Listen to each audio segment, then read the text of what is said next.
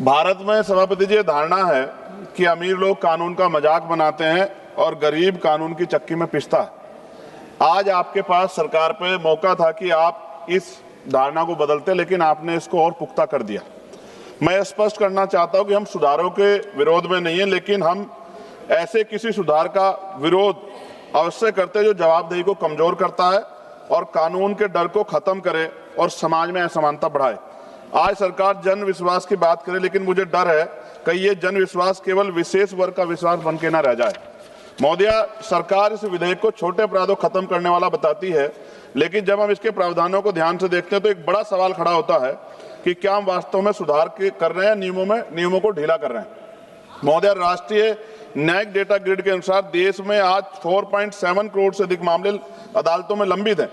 यह सही है कि हमें न्याय प्रणाली को सरल बनाना चाहिए, लेकिन इसका समाधान यह नहीं हो सकता कि हम अपराध को अपराध ही ना माने। महोदया, आपके माध्यम से मंत्री से पूछना चाहता हूं, क्या सरकार ये मानती है कानून को कमजोर करना ही न्याय सुधार का रास्ता है? यह परिवर्तन तंत्र कमजोर है तो उसे मजबूत करना चाहिए, ना कि कानूनों को कमजोर करके समस्या को छुपाया जाए।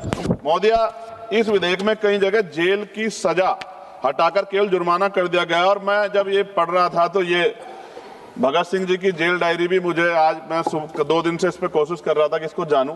जेल, जब कोई अपराध करता है तो उसको जेल का डर होता है, और ये डर खत्म हो जाएगा पैसे वालों के, तो फिर वो जम के अपराध करेंगे, ऐसा मेरा मानना है। सभापति जी, भारत की टॉप 500 कंपनियों का कुल टर्नओवर लाखों करोड़ रुपए में, ऐसे में कुछ लाख या कुछ करोड़ का जुर्माना उनके लिए सजा नहीं बल्कि कास्ट ऑफ डूइंग बिजनेस बन जाता है। महोदया, हमारे देश में असमानता लगातार बढ़ रही है। ऑक्सफाम की रिपोर्ट के अनुसार भारत की टॉप 1% आबादी के पास देश के लगभग 40% संपत्ति है, जबकि नीचे के 50% के पास बहुत ही सीमित संसाधन है। ऐसे में यदि सजा केवल जुर्माना रह जाए तो गरीब के लिए यह सजा होगी और अमीर के लिए सुविधा बन जाएगी। महोदया, मैं आपके माध्यम से मंत्री से पूछना चाहता हूं कि इस विधेयक में समान कानून की जो भावना है को लेकर जो प्रावधान किया गया है, जब आप इसका उत्तर दे तो मेरे प्रश्न का सवाल जरूर है कि समान कानून की भावना कहां गई? महोदय, जिन कानूनों में संशोधन किया जा रहा है उनमें कई ऐसे हैं जो सीधे तौर पे पर्यावरण और श्रमिकों के अधिकारों से जुड़े हुए हैं। भारत में हर साल लगभग 16 लाख से अधिक लोगों की मृत्यु वायु प्रदूषण से जुड़ी बताई जाती है। एनसीआरबी के अनुसार हर साल हजारों श्रमिक कार्यस्थल दुर्घटनाओं के शिकार होते हैं। ऐसे में यदि इन क्षेत्रों में सख्ती कम की गई जाती है तो इसका सीधा असर आम नागरिकों और मजदूर वर्ग पे पड़ेगा। क्या सरकार यह स्पष्ट करेगी कि पर्यावरण उल्लंघन अब केवल जुर्माने से निपटाए जाने वाला अपराध बन जाएंगे? महोदय, सरकार कहती है कि भारत 2014 के 142वें स्थान से और 2020 में 63वें स्थान तक पर पहुंचा। यह उपलब्धि अच्छी है, लेकिन क्या हम ये ईज ऑफ डूइंग बिजनेस के नाम पर ईज ऑफ जस्टिस को कमजोर कर रहे हैं? क्योंकि अगर न्याय कमजोर होगा तो निवेश का माहौल अंततः प्रभावित होगा। महोदय, अदालत पर बोझ कम करने की बात की जाए, लेकिन सच्चाई है कि भारत में प्रति 10 लाख आबादी पर केवल 21 जज है, जबकि कई विकसित देशों में यह संख्या 50 से 100 के बीच है। अमेरिका में प्रति 10 लाख लोगों पर 150 न्यायाधीश, यूरोप में ये औसत 220 से अधिक है। भारत में आज भी न्यायपालिका में सर्वोच्च न्यायालय, उच्च न्यायालय और जिला अदालतों में 5600 से अधिक पद खाली पड़े हैं। मंत्री जी, अपने उत्तर में बताएं कि इस तरह के केसेज में क्या सरकार जजों की संख्या बढ़ाने पर विचार कर रही है? महोदय, विश्वास नाम बदलने से नहीं बल्कि व्यवस्था से आता है। जब कानून का डर खत्म होगा तो विश्वास नहीं है, विश्वास पैदा होगा। विश्वास कानून में मजबूती से आता है, ना कि उसकी कमजोरी से। महोदय, मैं माननीय मंत्री से अपने जवाब में वो बताएं मुझे, क्या सरकार ने कोई अध्ययन किया है कि इस विधेयक के बाद नियम उल्लंघन बढ़ेंगे या नहीं? क्या बड़े कॉर्पोरेट के लिए जुर्माना कास्ट ऑफ बिजनेस बन जाने का खतरा नहीं है? क्या सरकार ये गारंटी देती है कि पर्यावरण और श्रमिक कानूनों में सख्ती कम नहीं होगी? महोदया, विपक्ष केवल आलोचना नहीं करता, मेरे को सुझाव भी है, समाधान भी है।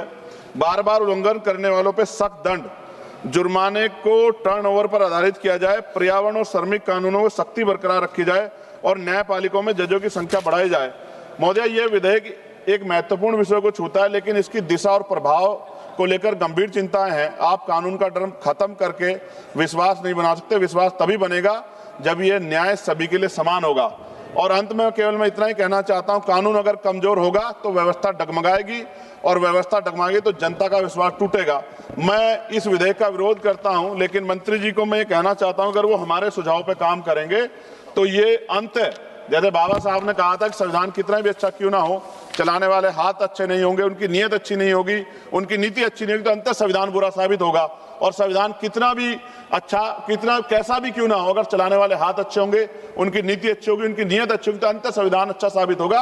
अगर सुझाव को माना जाएगा तो इसका प्रभाव जनता के मन में आवश्यक रूप से इस बात के साथ जाएगा कि उनका हित जो है, कानून की जो समान कानून की भावना वो खत्म नहीं होगी। लेकिन अभी जो अमीरों को जिस तरह छूट दी जा रही है, तो बड़े बड़े जो कॉर्पोरेट सेक्टर हैं वो तो अगर उनके यहाँ कोई इस तरह की अपराध हो भी जाएगा तो उनको तो कोई फर्क ही नहीं पड़ेगा।